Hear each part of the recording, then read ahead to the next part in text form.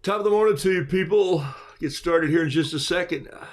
Let me just roll a little video here and get my pen straightened out. And I'm looking forward to Tuesday.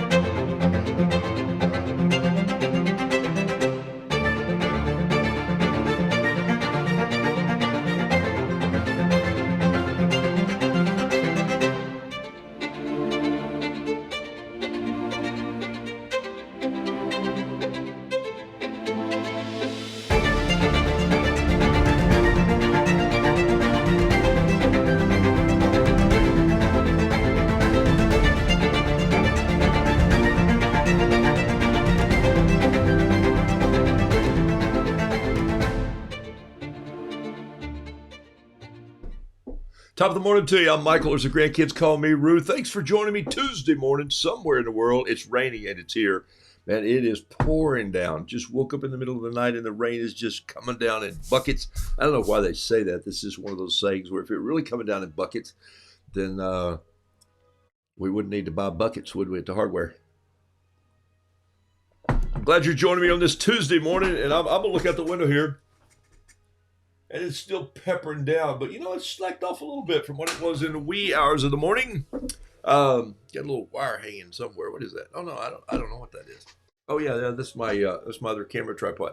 I moved this camera around again. I just keep messing with all this stuff. It's because it's what you do when you're in a techie world and you got cables and cords, and the cables bother me, and the stands in the background bother me far less than when you can't see and something's fuzzy or my camera's out of focus. So I'm always trying to sharpen that up a little bit. Great Scott. Let me say hello to a few of you this morning, and thanks for piling on the show already. Piling on is such a good word. Jennifer Yentz, and to you too. Top of the morning. I typed it T-E-H, the, as opposed to the.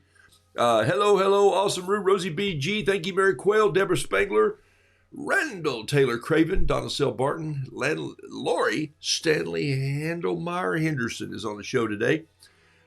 Karen Binder, all you people look so familiar. I just love seeing your names pop up. Thank you for being a part of the show. Thank you for all the posts and all the shares yesterday and all the likes. Great Scott. That was fun yesterday. Some of you had some fun with the painting that I did. The one I just showed you, the loose little time lapse, but we broke that down. Just letting watercolor do what watercolor does. Honestly, figuring out how to adapt the amount of water you need and just touching the paint to it and letting it surprise you is one of the most relaxing things that you can do in watercolor. We try so hard to make something that we think we want to make, and sometimes let the paint make something for you, okay? It will surprise the stuffings out of you if you want to get your stuffings surprised out. Bob from the unflappable cornfields of Iowa. Unflappable. Man, write that down. Unswervingly unflappable. Those are good words to hold on to. I hold unswervingly. How about that? Good morning from Ruse, from Texas City. Adam says, Michelle, top of the morning from beautiful people. It's Ruse Day. Michelle is a cooking maniac. I see her sometimes, and she paints, and I love her Sunday morning paintings. Dorothy Beasley, thank you. Got a note from you, and you got a Rue coming your way. Bert Crone, from cool, rainy streets of Greenville, South Carolina. It's only about an hour and a half from me. And man, I love that town. I love to walk around Greenville. I love the footbridge you got over that little river there. And I like that art district, Arts District. Is it Art District or Arts Districts? I know what it is, Arts District. Morning, Pauline Bowl. It's nearly sleepless in Minnesota. Alice Durham from stormy South Carolina. Chris Whitaker, welcome. Kathy Taylor. Linda Lawless, good night. Barbara Mayer and Jean Enthalsner. You know, God blessed me greatly by just giving me a name that had just H-A-U-N, 4 letters. I had to count them, H-A-U-N, Jahan. H-A-U-N, Han. Chip Fur. Yeah, Chip's got 4 letters in his name, too. Fur.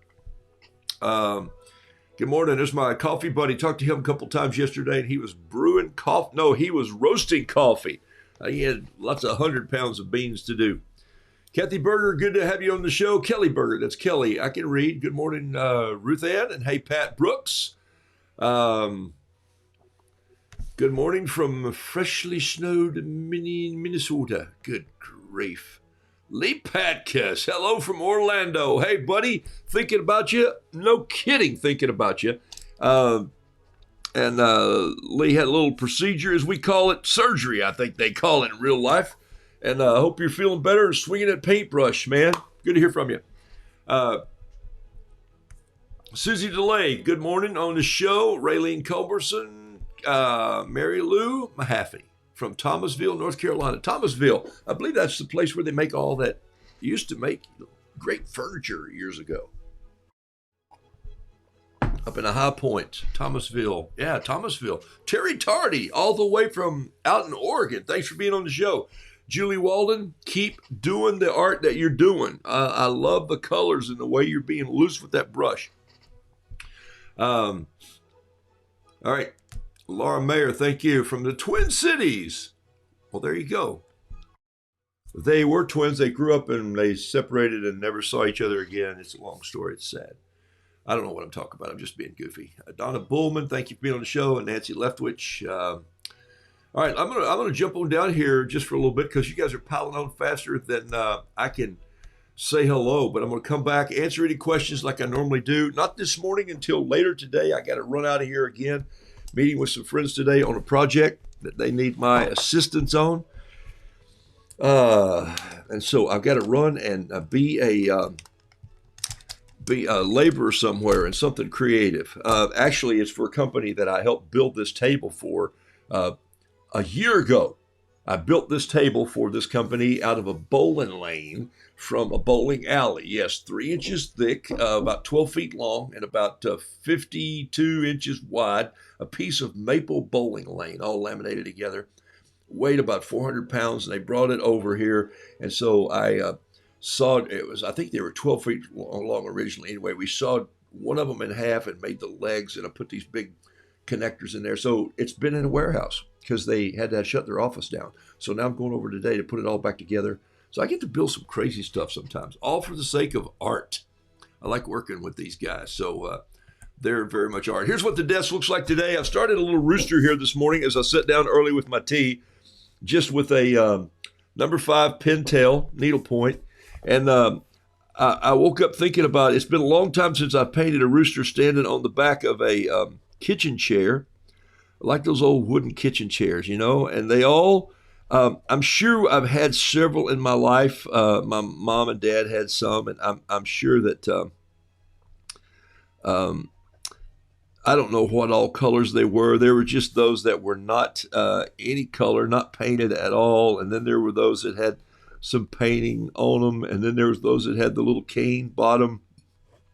Carol and I had some old wooden chairs one time, and we took them to a man to have him recane the bottoms of them. And you know what was funny about that? I don't remember. I remember this old barn we took them in. It was in Flag Pond, Tennessee.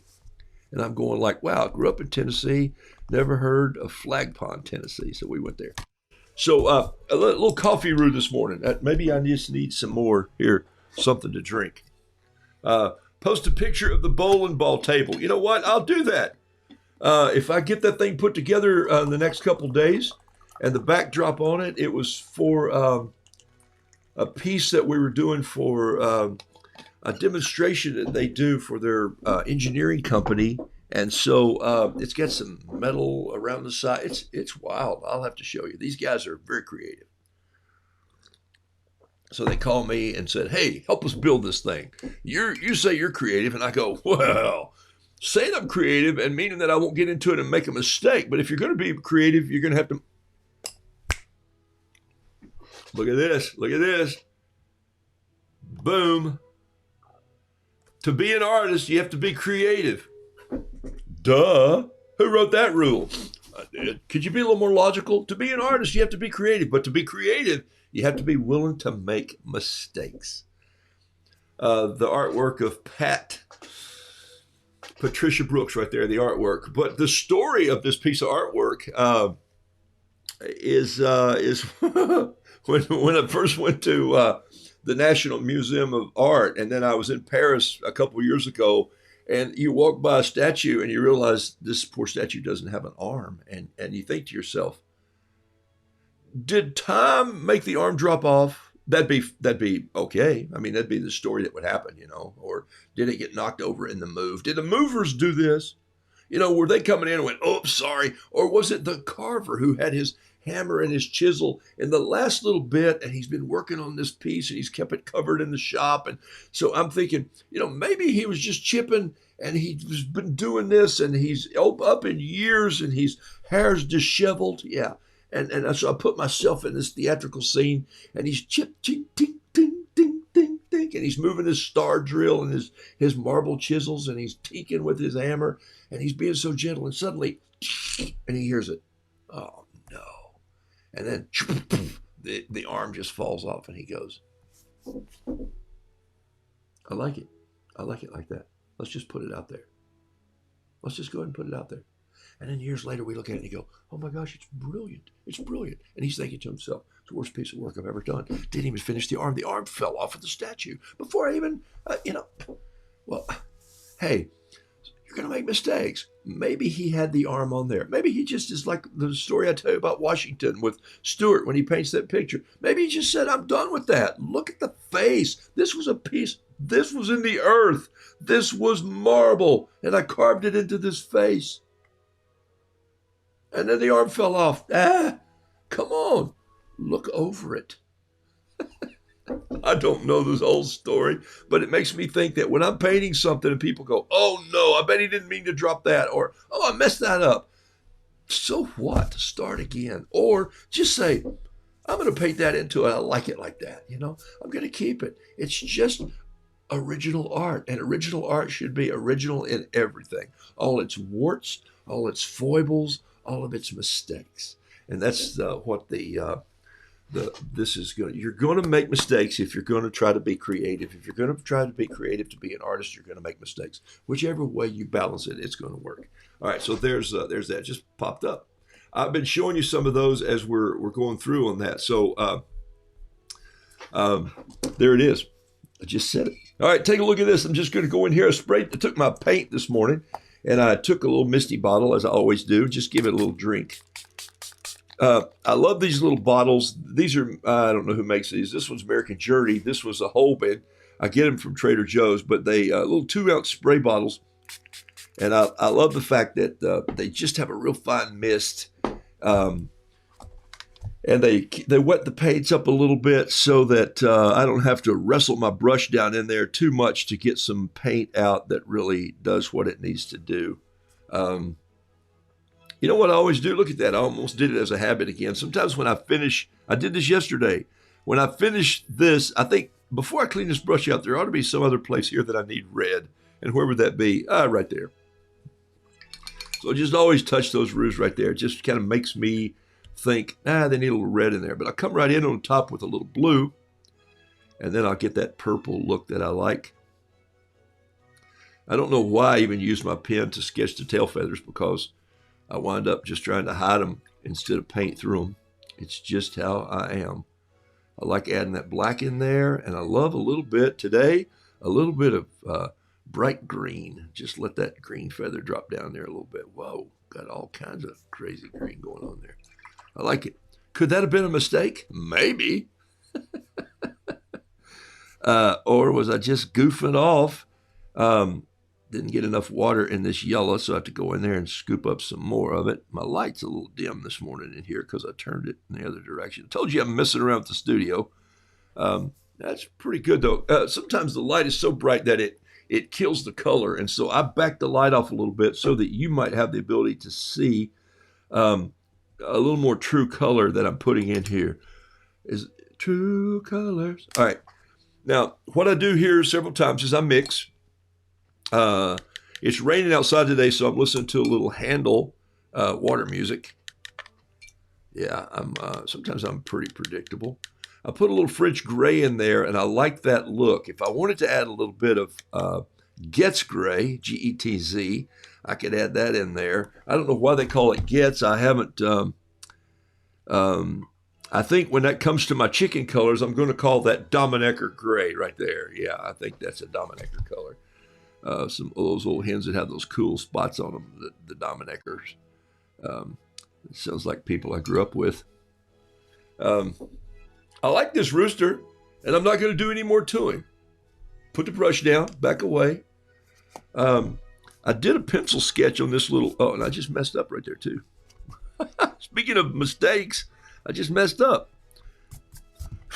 Oh, this pen was wet. Drop some water on there. See what happens when you got a wet pen?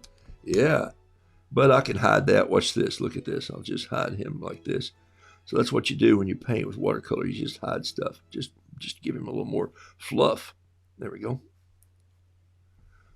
There we go. Get a little bit of some brown over here, or a little bit of burnt sienna. Just a touch of maybe Lucky Penny, and come in and just touch his beak a little bit. I don't know if all of the peeps that I've ever seen in life, sometimes they have a little yellow with a little dark color. Their beaks haven't hardened up yet, and they just are brand new in life. And so I told a storytelling voice there in life. And so what I do is I'll go in and get a little bit of brown to put in there just to contrast. Okay, so do that sometimes. So Jeanette Seal, thank you for being on the show. Dolores Bolin, Jack Wolfenbarger, Elizabeth Smith, Joy Eakin, thanks for being on the show. Beverly Miller, thank you for jumping on. Pam Patterson, please keep on. Okay, Pam, I think I will. I appreciate you guys.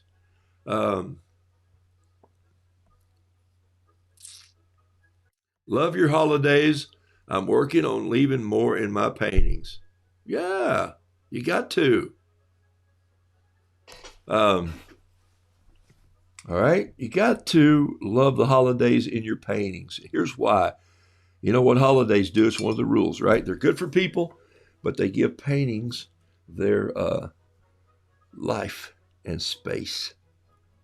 All right, so there's a little coffee in there. It looks a little brown, doesn't it? But I'm going to touch a little bit of lamp black gray, black in there, lamp black, and just let it go in like that. And then I always love to do, this is what I love to do. I'm going to get a smaller brush here. Let's see what I can find. Here's a little number 3. That's perfect.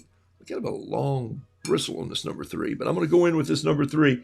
And because I know Terry Tardy's on the show today, and because I have Carol has a Bodum downstairs that's turquoise, I'm going to do this turquoise. This Bodum in turquoise. I just kind of love it. I like it. It makes it pop out in the kitchen. There's not a whole lot of turquoise in her kitchen. There's a lot of blue. The woman loves blue. Okay, so what are you doing with the chair? We're going to come in with a mixture between earth and green, spring green. And I'm just using this thin little brush to just sort of drift some colors in here. And I'm not trying to hit all the spots, and I'll tell you why. Watch what I do in just a second here. It's an old kitchen chair, so I'm going to go in. I'm going to get some of this brown, and I'm going to just put some dirt up on the legs like this, like maybe. By the way, you know what you do with your kitchen chairs right when they get loose? You know, they're wobbly, and they won't tighten up anymore, and you've got wire in them, and you just set them out in the rain like it's raining today. Just set your chair out in the rain for a couple of days. Man, it'll swell right up. We used to throw ours in the lake when we lived near a little pond, or this camp lake. We called it the lake, but some say it was a pond. I did that to my whiskey barrels that were all part of in my blacksmith shop. my whiskey barrels would leak sometimes, because they'd been cut in half and they've been dried up in them. They dry out and the wood shrinks, and so I just tie a rope through the hole and throw them out there until they swelled back up.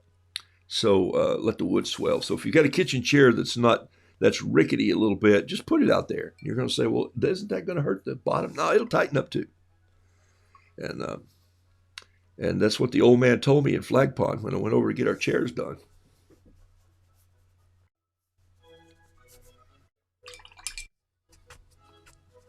I like the fact that these my roosters copy humans. In fact, that they have coffee, and there's that whole dichotomy of the rooster waking us up, coffee waking us up. That's how I think coffee and roosters go together. It's about morning. We don't think about roosters too much other than morning, and I think that's kind of funny sometimes. We think of them when they're trying to wake us up early. That's why you can't have them in cities. All right, so there's a little painting that, let's see, a little shadow underneath the chair. Look at that right there, a little shadow under him. Just a little shadow here coming down. If those feet get a little dark where that's running in, I can go in here like this and take this brush. I think you can see what I'm doing here. It's a little far away, but I got to show you what I found, so I'm going to leave it out just for a little bit. And I think I want another black strip right there.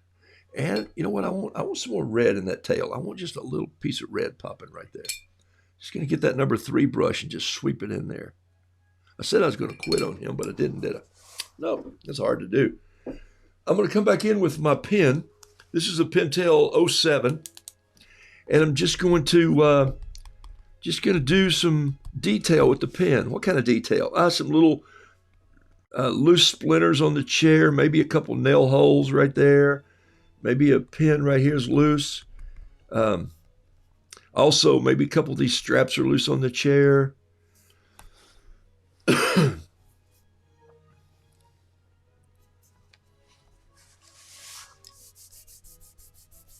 What am I doing right there? I want to make sure that was dry before I wrote a caption on there. I thought of a caption for this already. I'm going to let that dry just a little bit. Let me give this just a minute, and I'll come back and put a caption on it. I want to make sure that's dry. Let me give it a little splatter with some blue in the sky before I do that.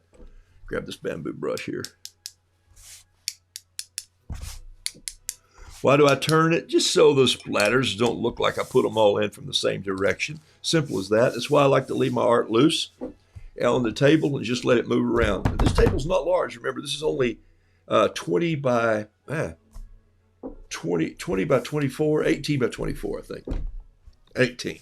I know because I can reach 18. Yeah, roosters crow all night. They don't care about time. Wobbly chair, take it apart, make a nativity set. Oh my gosh, it's a great idea. I love that. What a great thing to have an old Christmas nativity set kind of carved out of an old kitchen chair. Now it makes me wish I had thrown mine away, Michelle. Thanks a lot. I've got some more. Your big toe swells up when you soak it down? Yeah, Ash, you ain't right, brother. You just ain't right. Okay. Keep pushing, relaxing, have no high expectations. Well, Danae, it's DeRay. DeRay, I'll counter that with a little bit. I want your expectations to be high, but I don't want you to lose your wit and wisdom and clarity when you do make a mistake. But always expect the best, as a friend of mine used to say. Because if I don't expect it, I'm going to make a good painting. I may not make one. So I know we're talking about the same thing, but I love where you're going with that. It's a great way to teach kids. But I always say you're going to expect that your art's going to be as good as anyone else's, and maybe even better, especially on the class when we talk about how you think like an artist. So not a complete rebuttal from Rue, but one close of just saying, I expect that my art is going to be good enough to sell. But sometimes it may be a little shaky. And here's what I learned, some of the rules that you'll see. It's not for everyone. Everyone's going to say, what the heck do I want a rooster in my house for? And I'll say, well, because it's American folklore, for heaven's sakes, or it's European folklore. The Europeans had stories about roosters before we did. Oh, yeah, we came from, okay, I get it now. We all came over from somewhere. All right, so here's the saying. Let me let that dry a little bit, and I'll go to something else. I got to show you something I found. You're gonna love this. All right, ready? Here we go. Let me go picture in picture here. Boom. All right. Take a look. Remember this from almost a year ago? Take a look at this right here. It's the book, Weird and Wonderful Words, hidden into one of my art bins over here. My desk now, which has been turned into my studio in the last 200. No one's counting how many days I've done. The last 230. I left this book down in one of the boxes, and yesterday I was cleaning out some things, and I went, "There's my book. There's my book that I painted in. Weird and Wonderful Words by Aaron McKean." And so, who never responded back to me, Aaron? I'm sorry, because a major book worked really well, and the book worked great for me, because what I do is I just turn to this book and I would find a word, and then I would paint that word in rue form. It helped me spin off creatively when everybody was going like, "What are we going to do about COVID?" And here it is here, and now we've lived with it for a year, and we know that we've reinvented ourselves in some ways. So this book let me find a word, and then I would relate that word to my art in rooster form, in ruology, and as Annette says, and so or rudoodlefied, as we used to call it. And so then I would paint that. So I found this book yesterday, and I thought I'd like to do that again. I'd like to find another book. I don't want to paint the same book because I want to be outside the bounds and the book covers of original. And so I thought, what am I going to do?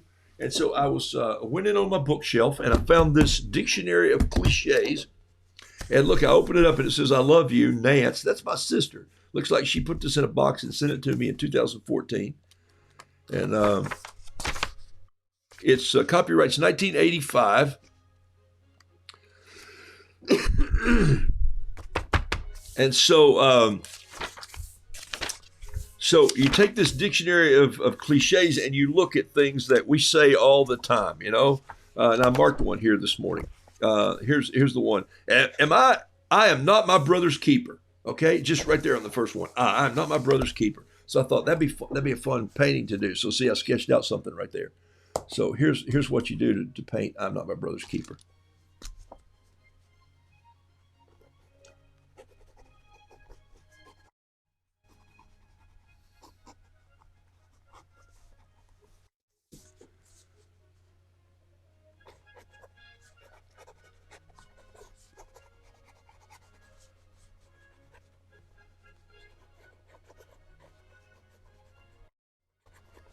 I like hearing Handel's water music. All right, so why do I paint over words like this? It's just a good way for me to be loose and warm up. And I honestly, going back to how I started the show this morning, if I make a mistake, so what? This is kind of throwaway art. This is what's good for me to get loose. I love that concept a little bit, where you just kind of get loose with it and you don't worry about it. And I'm thinking this bottle, I'm thinking it's got to have a little bit of earth and green to it. It's got to look a little bit like a wine bottle, maybe. And just let this run down. And I love this that you can read through it. I'm going to go in here and do what I said I'd do with a little bit of different color. Whether their beak is this color or not, I do it so it pops a little differently. You paint things as you want to see them in your mind's eye, or you want to share them, not necessarily like they are in real life all the time, you know? Lots of times I show you a picture by Charles Reed, and I show you the face, and you go, "Wow, I don't have that many colors in my face," but you probably have more than you think, because the way light reflects. But when you start seeing little pieces of purple drip in here, and orange, and a little blue, or this brown, or this reddish thing, but when you see it together, isn't it amazing what happens? Julie, some of your paintings have taken on that style, and I see that in Julie Walden's paintings sometimes that I really enjoy, and I see that in lots of your paintings. Actually, you guys are doing amazing work. And it's not because of me. It's because you're just staying behind the mule and you're plowing. Some of you who did not have a whole lot of experience painting are making great strides. Okay, so there's how you would create a little piece of art in a book like this. that would be tied to this. I'm not my brother's keeper. He could be saying, hey, go ask Mom for the hammer. Hey, go ask Mom for the hammer. And he said, I'm not my brother's keeper, but honestly, if your brother is in a bottle, would you give him air? I think you're supposed to. And so I love the fact that I think that comment is probably from the Bible, Genesis. I disclaim responsibility in the story of brothers Cain and Abel. They were the sons of Adam and Eve. Cain killed Abel. And he says, where's my brother? He said, I'm not my brother's keeper, but I'm telling you. He said, oh, yes, you are. So you better go get the dadgum hammer and get your brother out of the bottle. I think that's in the RSV, the Revised Southern Version. But I think you understand. So what I'm going to do in the next few days, just to keep me warm and warmed up again, I thought we were in the summer, but it's 39 here this morning. I'm going to just paint some in this book called The Dictionary of Cliches. So there you go, right there. Now, what happens to these books later? They'll just go on my bookshelf, and someday some grandchild or somebody will find them and they'll go, what the heck was this guy thinking? Did he not have paper? Oh my gosh. So I love the concept of just painting on a book. It makes me loose. It helps me create. It helps me think outside the lines, which is very important to be creative. And will I make mistakes? So what? If you're going to be an artist, you're going to have to think creatively. If you're going to think creatively and want to be an artist, you're going to have to be willing to make mistakes. And you're going to have to just think a little quicker. Just come up with this stuff on the spot. You don't have all day to go, I have other work to do. I have places to go. I have people to see. I have things I have to work on. And I'd like to sell a painting. I'm not going to sell you this book, but is that fun? And I also like this paper. It's very thin, and it's going to buckle a little bit, but I'm going to set it down and let it dry. All right, so there you go. What could I do here? I could come in with a little bit of purple right here, like there's a little wine residue still left in the bottle. Add a little touch of red in there. Yeah. There we go. That may be a little much, so what's this? Oh, now I've got it just the right color. Look at that. See? You just play around with it until you get it. I like this. I like a lot of stuff in art, and it's fun to say I like it when you finish. So I had good expectations for that. All right. I want an old hymnal to paint in. Yeah, that'd be great. You know what? That's a great idea. Take an old hymnal and maybe get, and you can't have mine. I have mine from 1933 that I used to sing in when I was a kid. That it said, don't take from this church. Whoops. That church isn't even there anymore, I don't think. But that building is not. I think the church maybe still, they may still have a name in that city I need to go see. Okay, so let me write one on this and I'll talk to you about, what I like about books? Who has it said this? Groucho Marx said this. Let me see if I can get it right. You can look me up to see if I'm right here. Groucho Marx said, outside of a dog, books are man's best friend. Inside a dog, it's too dark to read. That sounds like something Red Skelton would write. But Groucho Marx was a genius. He was crazy, but he was a creative genius. He was smart. Outside of a dog, outside of a dog, I think books are men's best friend. Inside a dog, it's too dark to read. I think that's Groucho Marx. All right. Somebody will tell me later and they'll go, oh, you misquoted Groucho Marx. I go, so what? All right.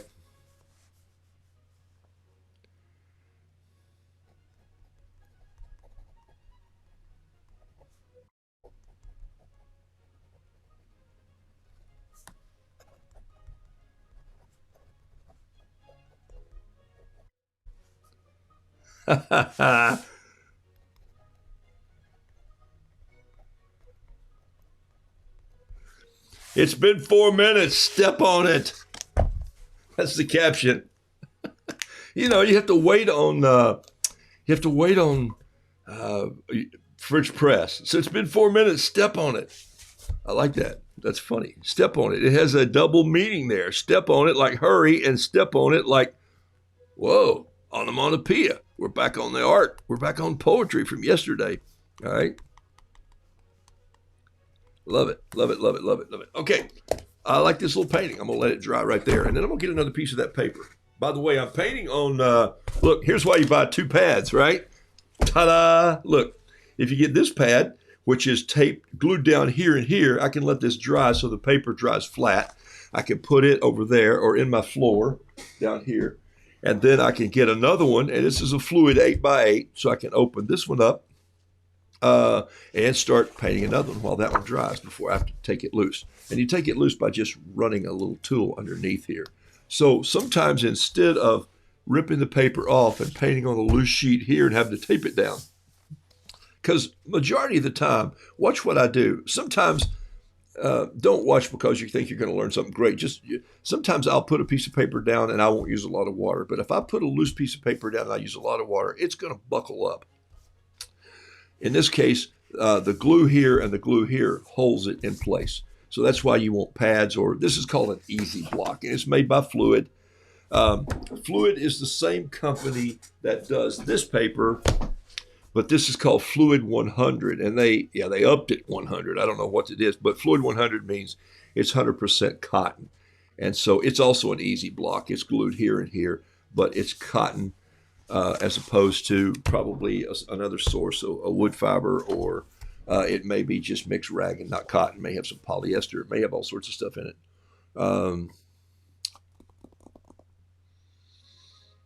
Low speeds, fluid watercolor at low speeds, and it's made in a European mill. It's pretty cool. I watched a documentary recently on cloth paper mills, and it's just fantastic. Okay, I was thinking about something that I saw in this book.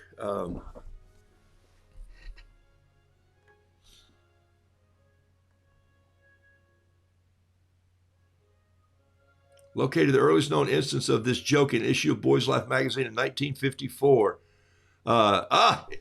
It's credited to Jim Brewer, not to Groucho Marx. There you go. See, I knew it would happen. So, did Groucho Marx ever say it? Maybe he did, but that's perfect. So there we go. I'll recredit my quote to Jim Brewer. So how I remember those is how my mind works. Like if it's a book story, I think, oh, who did a joke about a book? Mark Twain. What did Mark Twain say about books?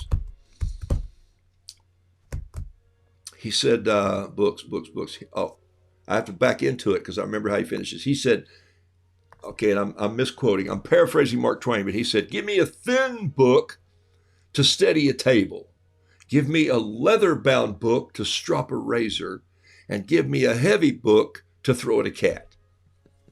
I think it was somewhere in that neighborhood. So, what you do, you have the ability as a storyteller to paraphrase, and you don't have to get it exact. But I don't want you to think that I say those things.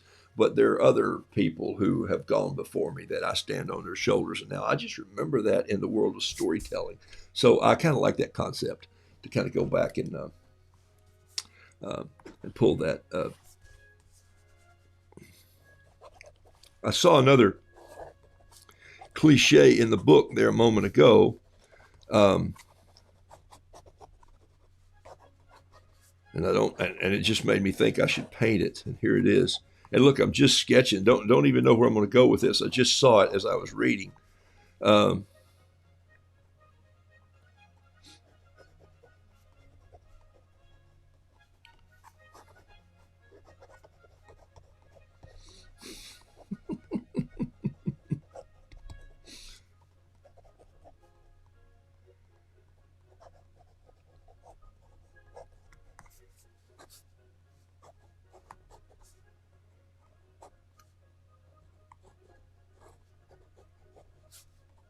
And so this is one of those paintings that you do and you think it's not going to go anywhere, but it's just fun to think about. How would you illustrate this? If somebody came in and said, okay, I always like to put a little peep over here for this conversation to go on with. So I'm just drawing this little peep over here on this side of the box. And they're always on Apple boxes or orange crates or something. I love the fact that there's always an apple box involved. I like the nails sticking out. I just love them. I own several old apple boxes, and they make me laugh just because I can use them as part of my stand-up stage. I can use them to carry in things. I can use them for whatever purpose I want to use them. I think you can see where this Rue's going. He's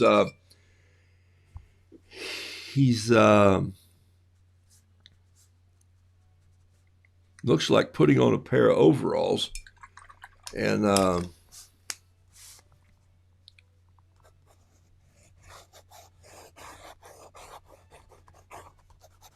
I'm taking my fountain pen here and just throwing in some feathers, marks with this fountain pen, because I want this to just bleed a little black and blue before I do it. Look at that. I love the ink color. And I didn't choose this ink. I chose the ink, but I didn't choose the color of the ink. It just came with this pen. And I've learned to adapt and love it.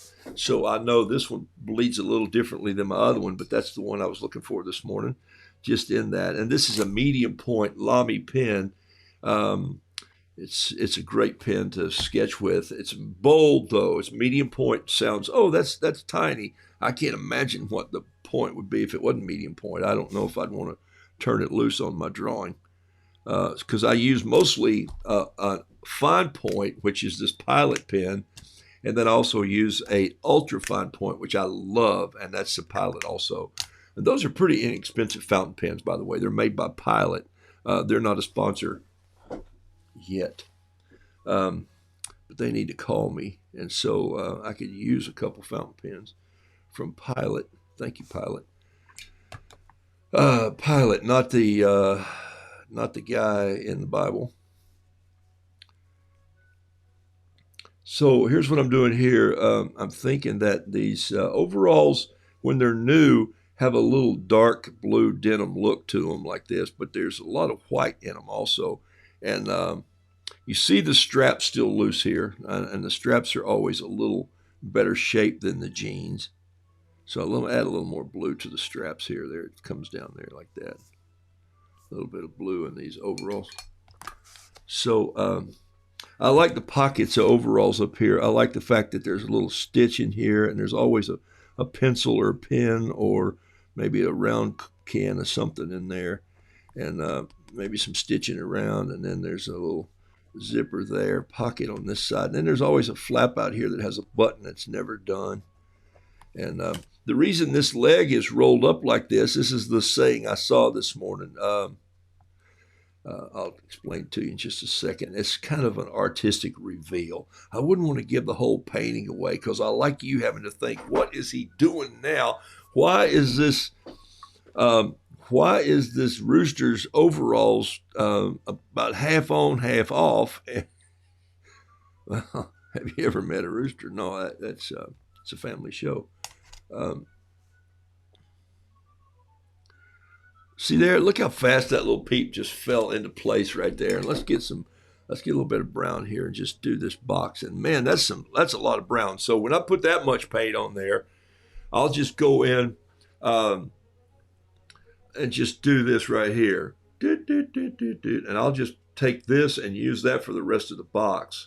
And then to give that box a little depth, I'm going to leave that dark edge over there, but I'm going to go get a little bit of black and just touch it right in here too, so that this side is shadowed just a little bit more right there. And then I'm going to just give him a little shadow underneath right there.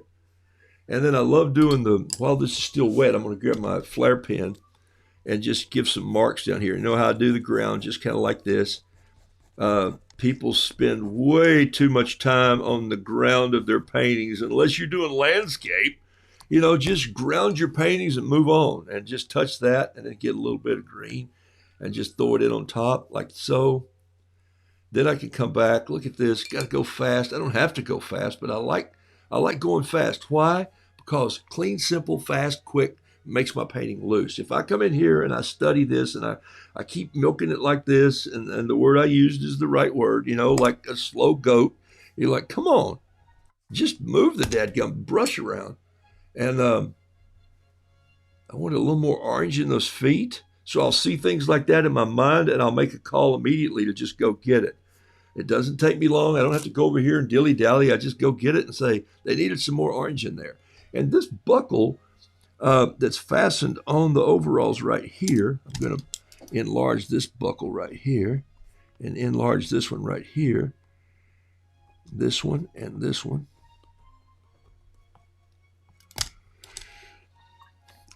They should have a little bit of a gold look to them, and so I can do maybe a little bit of gold yellow over here. In this, I don't really have a gold paint. I don't keep a gold paint in here because I don't really do metallic colors. I can't find too many metallic things in the rooster world. So there's his buckle on his overalls. I'm going to come in with a little Payne's gray and darken them up just in some places where I think they're folds, and under here. Just dirty these up a little bit. They're not his overalls. You figure that out, right? So he probably got them from the farmer. I don't know. I just make this stuff up as I go. This is why I love painting sometimes with kids. They have no problem making stuff up. What if he bought an airplane? Yeah, what if he did? That'd be good.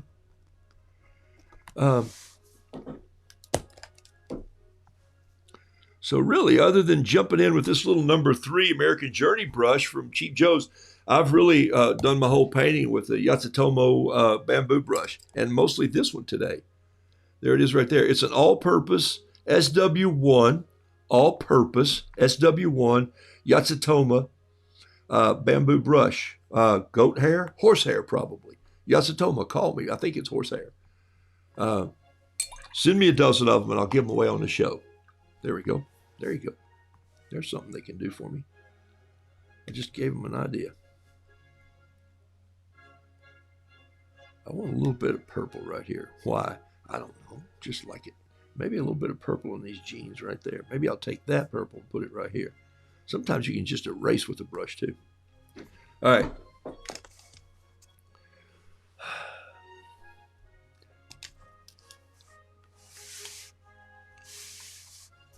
What time is it? 9:45? Got it.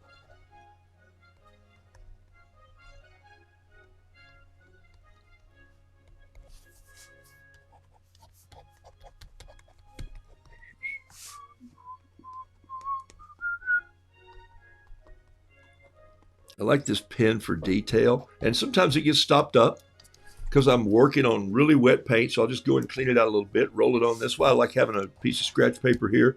I can just come back in, and it'll start picking up. If it's too wet, then I can stop. If this is really wet and I want to add to it, I can paint with my brush too, a little more like that, just add a little more spike in there. Sometimes I do like painting with the handle of the brush. I need some beauty spots in this art. Let's get a little bit of red here and just beauty spot him up a little bit. There we go. Look at that. And let's get a little bit of blue and just create the sky. How's that not working? Okay. Oh, there it is. Okay, so I'm doing what I do. I just spin my paper around a little bit, so all my spots are a little different. Don't want them in the same place. If that's too much, I can go in and just kind of touch it like this.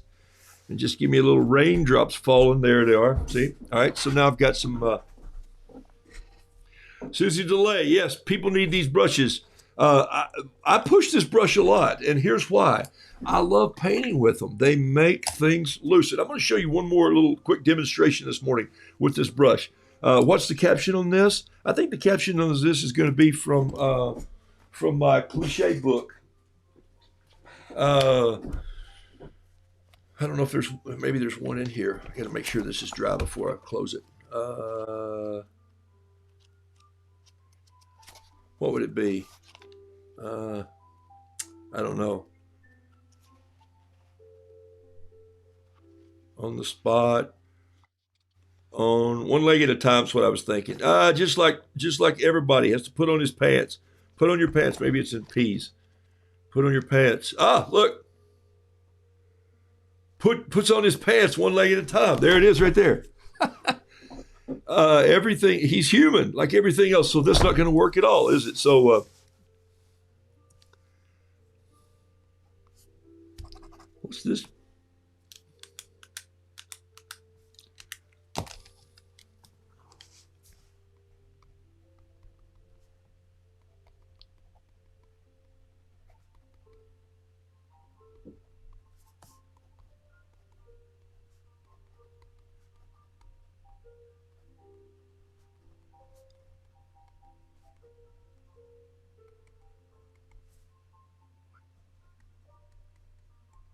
Okay. So see, he catches himself. Like every man, puts his pants on one leg at... Wait. You get it? He realizes he's not a man at all. He's a rooster. So if I do want to take this piece of paper off now, I want to show you this one more time. This is what I like about easy blocks. I'll find the opening on the side, and I'll put a little tool down in there, or I'll put a palette knife. Works really well like this right here. There's a little palette knife. I keep one of these. This is just a plastic form of that I get from Cheap Joe's. It's like a letter folder, but it's really great. It's like a letter opener. A letter opener would work. A butter knife would work. If you use too sharp a knife, I can't use my pocket knife. I'll cut the paper underneath. So here's what I'm going to do. I'm just going to reach down and open up one little piece, drop this in. Keeping it turned down, I'm just going to slide it underneath through the glue, around this way, grab the glue at the top, slide it off like this, and boom, I have a single sheet of paper that's dry enough that won't warp. So there you go. That's it right there. One single sheet of 140-pound paper, and the ink and the water is still running down just a little bit, so I'm just going to use that to clean this up just a little. Tie these feathers in, coming out right there. Catch a little bit right here. I love this. So there he is, and I think his overalls need some more wrinkles. This leg's still wrinkled up. He's putting on his overalls. Got a little roll up in the cuff right here. Maybe some follicles and hair coming out of the feet. There he is right there. Like every man, puts his pants on one leg and wait.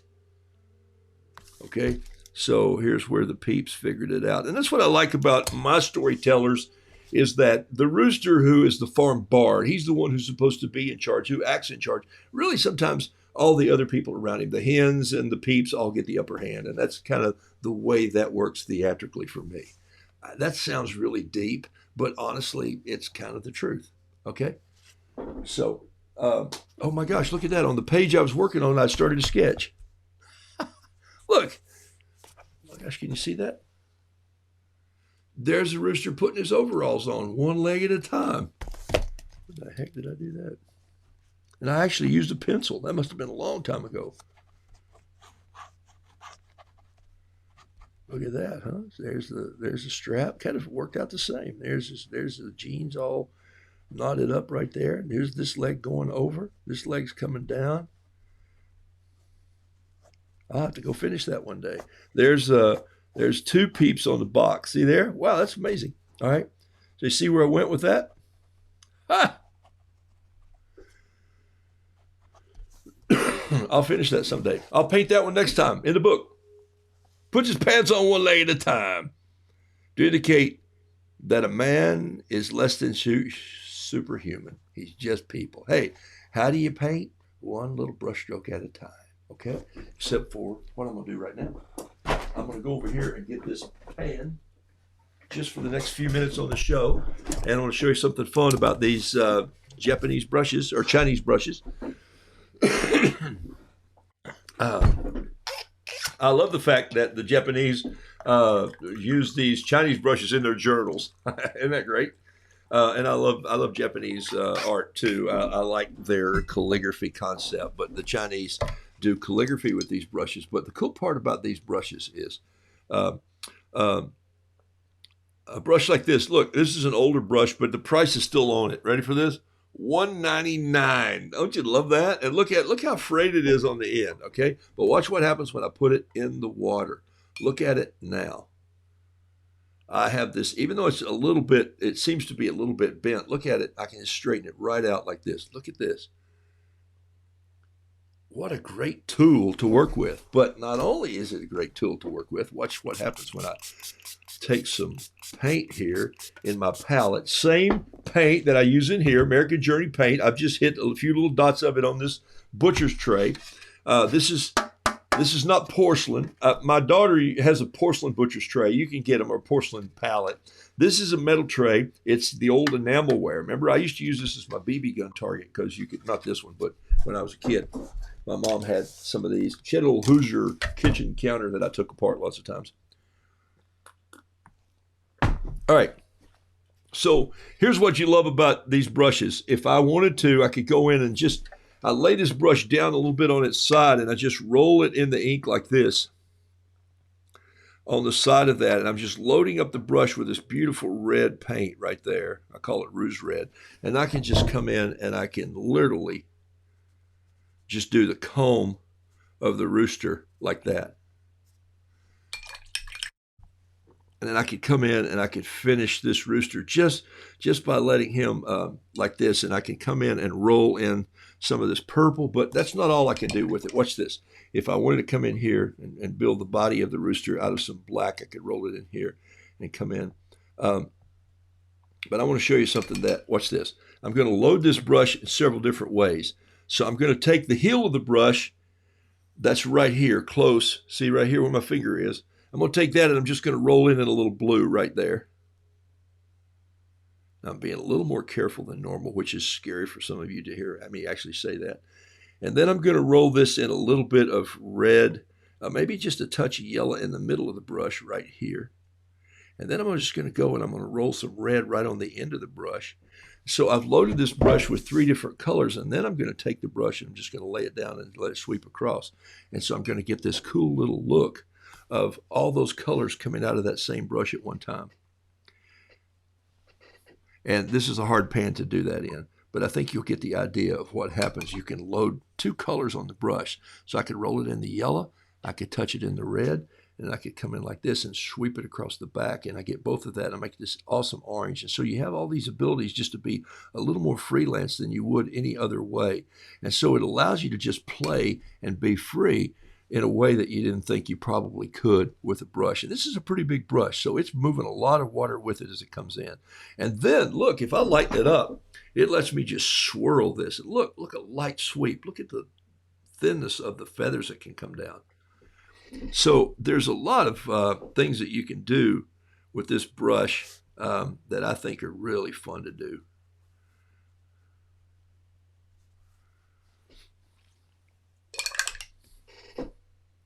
My music stopped. It must be about time to go home. Wait, I live here.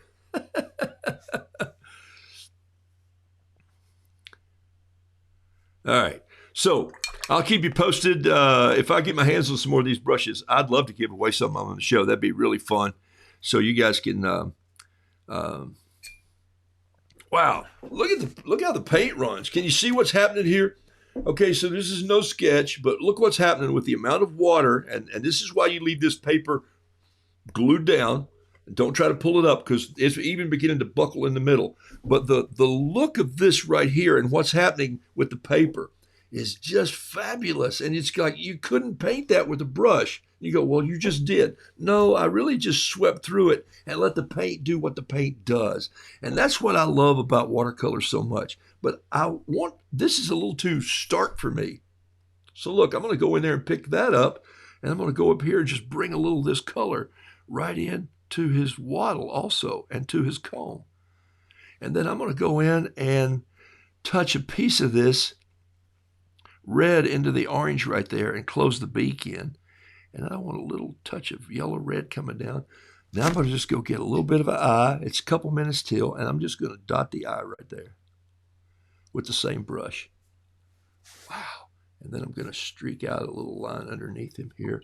And I'm going to add some water to that line so it softens up. So you saw me streak it, and then I just softened it up with a little bit of water and let that just go down. I want a little of that purple in the shadow too.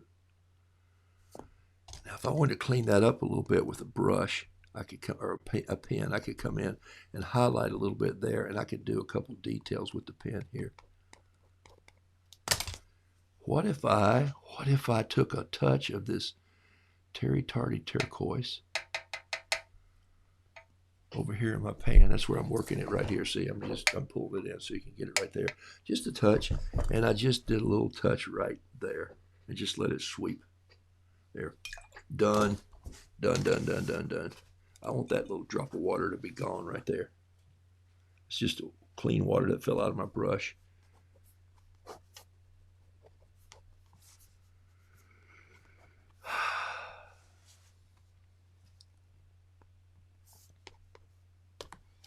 What a great looking roux.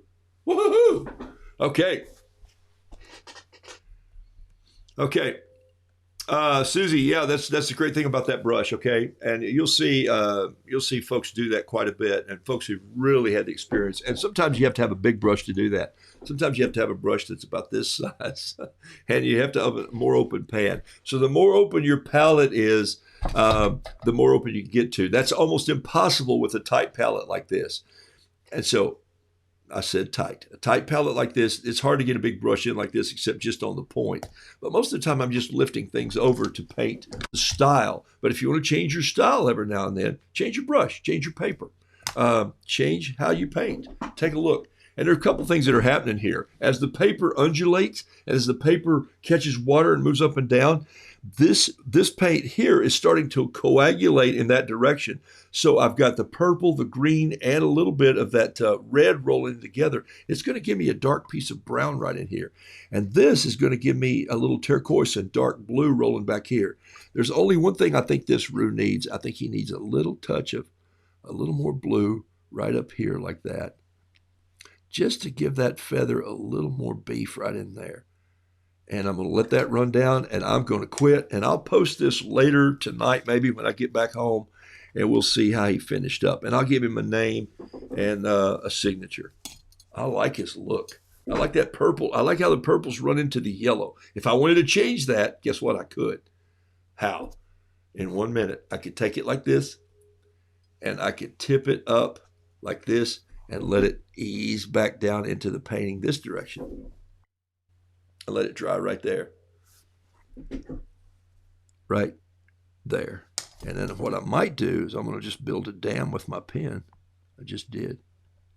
Now I have that there, and it'll stop it. It's crazy. Stop the water, stop the flow. Start the water, start the paint. Okay? All right. I'm going to let it dry on an angle like that, and I'm going to be out of here like a herd of turtles. Woo-hoo-hoo! All right, folks, it's 10 o'clock. I am gone. Thank you for loving this show. Thank you. Appreciate all the little symbols you give me there because it helps me. It helps Roo Doodles do what Roo Doodles does. Whatever that is, I don't even know what I do sometimes. But it's been 230 days since I've been painting this. Even that's counting the classes. This is Tuesday, so I won't see you tomorrow, but I'll see those of you who are on Roo, our class. And we're going to jump into this, and we're going to pick up tomorrow on pen and ink. That's what the class is all about tomorrow. So I may insert a little bit of color, but we're going to start with pen and ink. I appreciate you. Thanks for sharing my show. This one. Don't share the class, but share this one. And all right. I just want to throw out there today, I'm 33 years from 100. Oh, I got socks older than that, and I got them on. Here we go. Have a blessed day. I am out of here. See you Saturday morning. I think that'll be the next time that I'll see you on this class. So until then, do something creative. Take a sip.